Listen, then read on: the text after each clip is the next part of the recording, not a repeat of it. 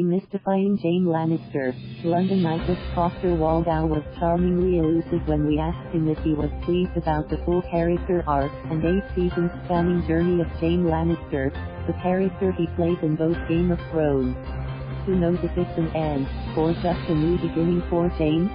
The 48-year-old Danish actor coyly quipped.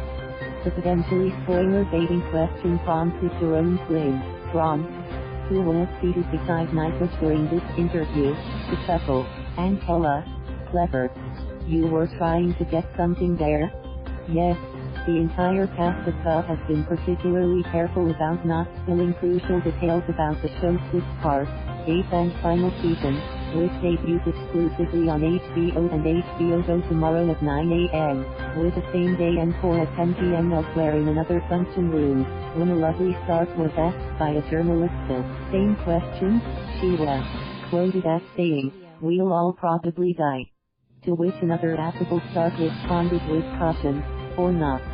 The show is famous for killing off often, very violently its fan-favorite characters, with a long list of actors to prove this: Pedro Pascal, Oberyn Martell, Sean Bean, Ned Stark, Charles Dance, Tywin Lannister, Kristian Nairn, Hodor, Iwan Rheon, Ramsay Bolton, Gleeson, Joffrey Baratheon, Kerry Ingram, Shireen Baratheon, and Richard Madden, Robb Stark, to name a few.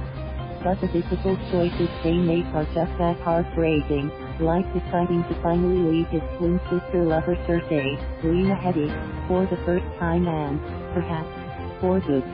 When I read the script about the circumstances that led to this, all I could say was, "It's about time he said no to her." Nikolaj enthused. But, it's also very sad. What's great about their relationship is that it feels very true and believable. It's easy to find stories of relationships where someone does something so horrible, and the other says, "That's it," then they go their separate ways. But people who have been in significant relationships know this isn't the case. If you love someone, you fight, you make up, then you fight again and make up again. If you have kids, that makes it even harder for anyone to move on. And if there's real love at the core of it, and I believe Jaime truly loves Cersei, leaving everything behind isn't going to be easy. Then, add the fact that he has 3 kids. You lost all 3 and, now, she's pregnant again. There's nothing simple about leaving while there's another baby on the way. So, when Jaime leaves Cersei, he does it for the only reason explained by the same famous line he said in episode 1 of season 1. "The things I do for love." He leaves her because he loves her and their unborn child. This makes sense, but will they ever meet again? Who knows? Lost. Our Q&amp with Nikolaj. Jaime is a great character. He's so much fun to play because he has had some pretty big things happening in his life that have forced him to reevaluate himself and his personal relationships over the course of 8 seasons. Jaime and Brienne met under extreme circumstances. He's her prisoner, and they clearly have no respect for each other. That's a nice way to start a relationship between this odd couple. If they have to pick someone who was the opposite of who they are, they would clearly pick the other one. Then, through 2 seasons, they come to this realization that makes them go, "Oh my god, I'm looking at my mirror." Because the core of these people is quite similar. It's interesting to note that they're both really honorable and true to their word, even though one of them is known as one of the most dishonorable men in the world. In reality, Jaime is actually a man of his word. He has only broken his word once, when he killed the Mad King. But I think he was justified in doing what he did. Of course, he had to carry that in his conscience.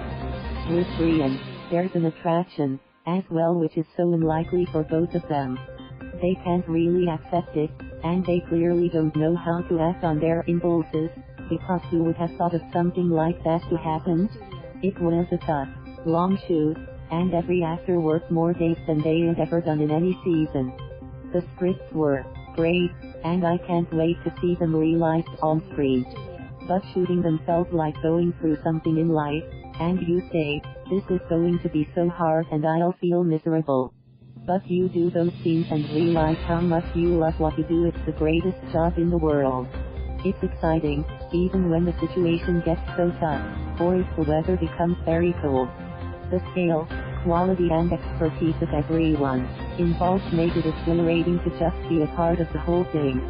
You read the script of the final season and go, this scene is impossible to shoot, because its ambition is ridiculous. Then, you see it unfold and it just blows your mind. No, it's because of its very believable characters. Moreover, at the core of it is that, in this series, all bets are off. There are lots of make or break moments, like the one in episode 9 of season 1. Back in those days, there was no question that Ned Stark was Game of Thrones hero. It was his journey that we all followed, and we were led to believe that this was the story of how Ned would hurdle all the odds stacked against him. Then, just like that, they chop his head off. There was an outcry from angry viewers about that scene, because they thought the show was *** king with them. Thus, they didn't stop watching the show. Not, we just watch ourselves, laugh. Well, I'm biased, because I do like the Lannisters, my siblings, Tyrion, Peter Dinklage, and, of course, Cersei. As always, you have to let go of your own prejudices as a person. Well, Jane is clearly having a very intimate relationship with her, stuff like that. Obviously, he's done horrible things. He tried to kill an innocent boy, Bran Stark, played by Isaac Hempstead Wright. As an actor, I had to find a way to accept Jane's actions, and that didn't happen quickly. Because I have sisters, so I couldn't really go down that route and use it as a motivation.